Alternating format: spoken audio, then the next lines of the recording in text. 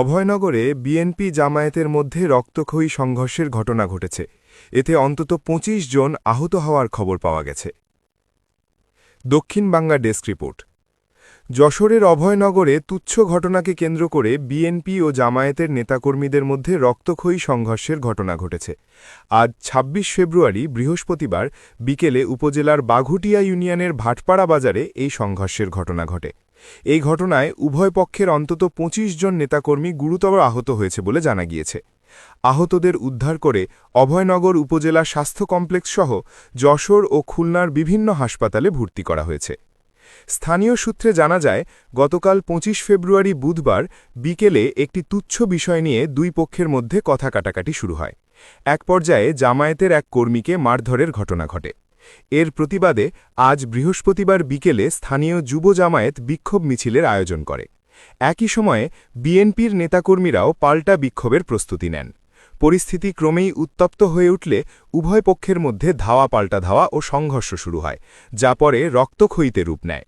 সংঘর্ষে আহতদের মধ্যে রয়েছেন অভয়নগর উপজেলা যুবদলের যুগ্ম আহ্বায়ক ইকবাল হোসেন, যশোর জেলা ছাত্রদলের সহসাংগঠনিক সম্পাদক খালিদ হাসান, উপজেলা ছাত্রদলের যুগ্ম আহ্বায়ক মাহফুজুর রহমান ইউসুফ, বাঘুটিয়া ইউনিয়ন বিএনপির প্রচার সম্পাদক জাকির হোসেন, ইউনিয়ন যুবদল নেতা শাহিন শেখ সহ আরও অনেকে।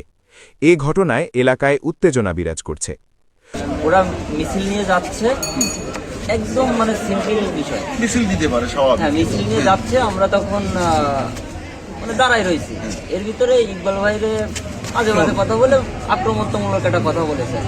তখন আমি জামাতের যে আমাদের মাসুদ ভাইরে বললাম কি, ভাই আসলে আমরা তো সবাই একই সঙ্গে দীর্ঘ একটা সময় ছিলাম, কিন্তু এগুলো ছেলেজিং কথাবার্তা তো ঠিক না। তারপর এদিক থেকে কিছু লোকজন চিল্লায় উঠেছে, ওই দিক দিয়ে আমরা ২-৩ জন মাঝখানে বেড়া দিয়ে দাঁড়াইছি।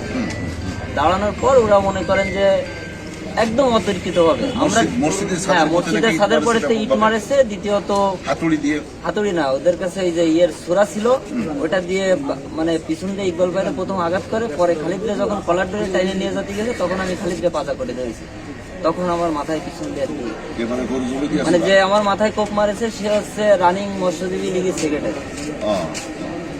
একদম পরিকল্পিতভাবে ওর সাথে জামাতের মনে হাতে গোনা ২-১ জন লোক আছে, আর সব আওয়ামী লীগের, সব মাথায় হাতুড়ি ছিল, ওদের কাছে সাপাটি ছিল, ছোড়া ঠোরা অনেক কিছুই ছিল। কিন্তু আমরা পরিকল্পিতভাবে কোনো কিছু না, আমরা মনে হয় 5 মিনিট আগে আমরা ইফতারি করি, হ্যাঁ ইফতারি পূর্ব মুহূর্তে ওরা এই ঘটনাটা আমাদের সাথে ঘটাইছে। খালিদের অবস্থা খুবই খারাপ।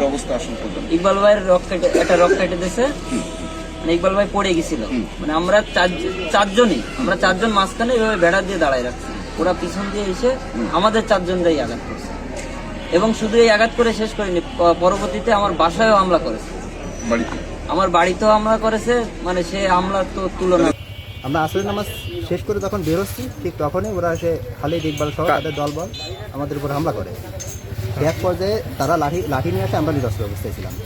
সে অবস্থা আমাদের বেশ কয়েকজন থেকে আহত করছে, একটা মারামারি পর্যায়ে চলে গেছে। এখানে আমাদের কিছু নিয়ে যাওয়া হয়েছে, আপনার সিঙ্গার দিকে নিয়ে গেছে, এখানে চিকিৎসা। আমি মাগরিবের নামাজের পূর্বে ইফতারি সামনে থাকা অবস্থায় আমাদের ৬ নং বাগুটিয়া ইউনিয়নের নেতৃবৃন্দের কাছ থেকে কয়েকটি ফোন পাই, পেয়ে জানতে পারি যে ওখানে জামাত ইসলামের বিশেষ করে জামাতের যুব নেতা তেনার নেতৃত্বে একটি লাঠি মিছিল বের হয়ে আমাদের নেতাকর্মীদের পরে হামলা করে, এবং সেখানে হামলা করায় আমাদের বেশ কিছু নেতাকর্মী আহত হয়েছে এবং তাদের অবস্থা খুব গুরুতর। আসলে এই ধরনের একটি নিঘাতজনক ঘটনা জামাত ইসলামের মতন একটি সংগঠন ঘটাবে, এটা আমরা ভাবতে পারি নাই।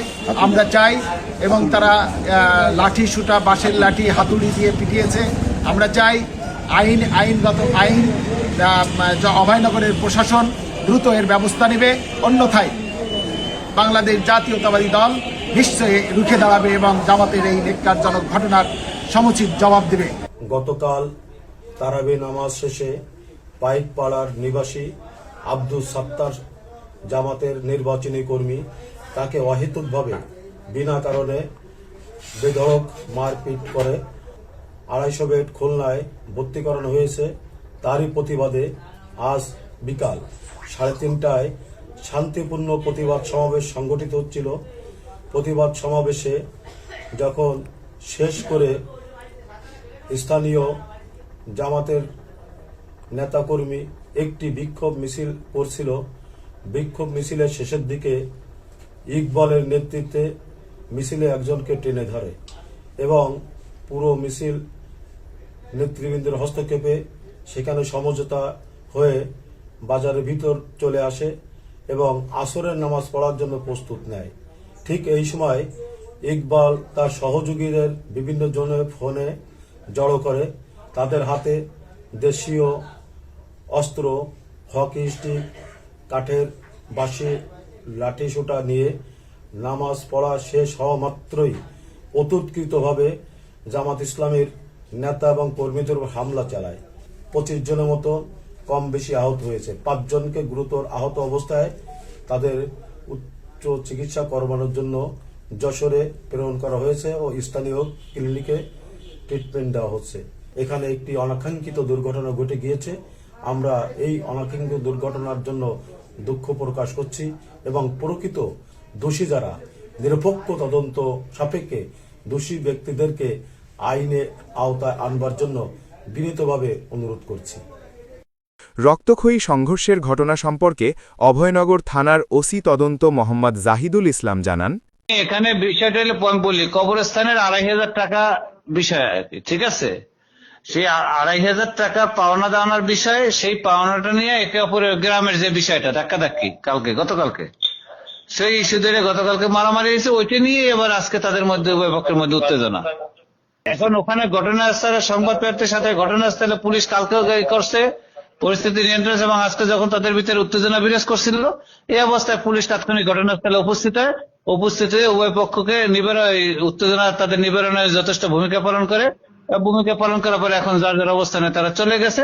ওখানকার পরিস্থিতি আর স্বাভাবিক এবং আইন শৃঙ্খলা পরিস্থিতি পুলিশের নিয়ন্ত্রণে আছে। সত্যের সন্ধানে দক্ষিণ বাংলা।